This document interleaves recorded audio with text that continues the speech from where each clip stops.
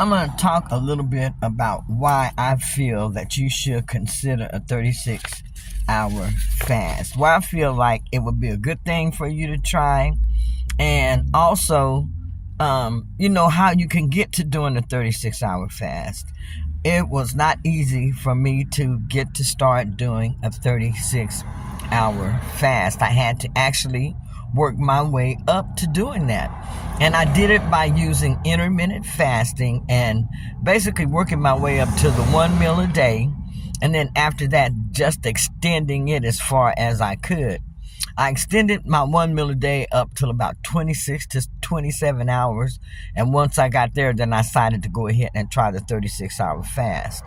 The first time that I did it, I really did a lot better than I thought I would. It was actually a lot easier than I thought it was going to be.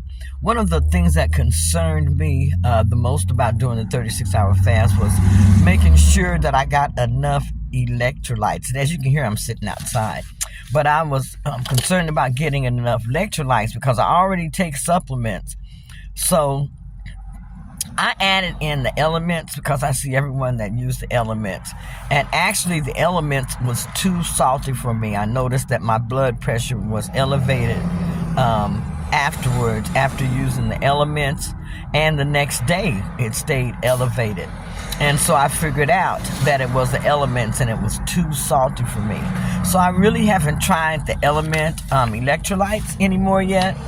If I try them again, then I figure I'm just going to try like a partial amount in like a whole lot of water. I'm going to try to mix that and then see how that's going to work for me by preparing my elements like that. But otherwise, I take supplements. I take zinc. I take potassium. I take magnesium. I take vitamin C. I take fish oil. I take omega-3s. So I take a good assortment of supplements. The only one that really concerns me is the potassium. The potassium hurts my stomach if I don't take it with food. So that's the only one that concerns me. But then they have what I guess is a modified 36-hour fast where you can consume up to 500 calories. So I have done that before where when I get ready to take my supplements, I'll have a little bit of something to eat with it, like some crackers, some bread, a small amount of peanut butter on it, something to that nature is what I did before with it. But there was also where I went without taking the potassium supplement that day. And then also I tried it one time where I took the elements, and that's when it was a little bit elevated.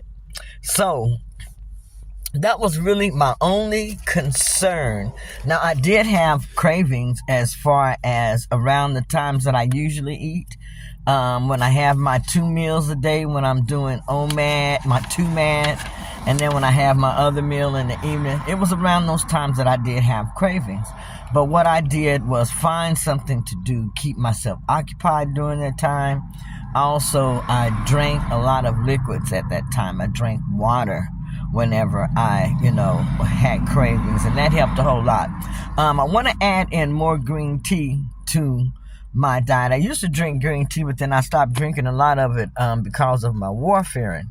But I do want to start adding green tea back into my diet. Also, it's very, very important to make sure that you're hydrated during that time. So I do aim to drink anywhere from 4 to 6 bottles of the 16.9 ounces of water daily. And that helps me a lot as far as, staying like I'm feeling like I'm full by sipping on water. I also sip on apple cider vinegar, and I also sip on lemon water. I also sip on a combination of apple cider vinegar with some lemon juice in it and maybe a touch of Himalayan pink salt. There are a lot of, I don't want to say a lot, but there are several ways that you can have like a water where you have, like I said, mainly the lemons. I would say stick with something like that. I started to say like where you have strawberries, like an infused water, but sometimes that's not good for some because it may raise your fasting. How do I want to say? It may break your fast. I don't know. I don't use those, but now one day I did drink a drink, and it was a sugar-free drink, but it was still a little sweet on the sweet side. So, fasting has been practiced for many, many years. It's not anything new. It's not a new diet fad or anything like that, but it's been practiced for centuries, for religious purposes, for spiritual purposes, and for health reasons. Recently, it's gained a lot of popularity as a lifestyle choice, and that's because of its health benefits. The science behind fasting is that when you fast, your body uses all of its glycogen reservoirs, or all of its glycogen stores, and it starts burning fat for energy. This is what you want your body to do. You want it to switch from burning sugar to burning ketones. This process is known as metabolic switching. Metabolic switching, where you intentionally switch your body from burning sugar to burning ketones, which is your fat. You will go into a state which is known as ketosis. Prolonged fasting is what leads to the production of ketone bodies, which are used as an alternative energy source when your glucose is used up or when your glucose is scarce. Then your body will go looking for another source of energy, which will be your fat. And that is the state that is known as ketosis. This is what you want to aim for when you are on the ketogenic diet or when you are fasting. Fasting, it triggers what's known as autophagy, and that's a process where your cells remove damaged components, damaged cell parts, and it recycles them. It recycles them for energy, which repairs your cells, and it removes and renews your cell.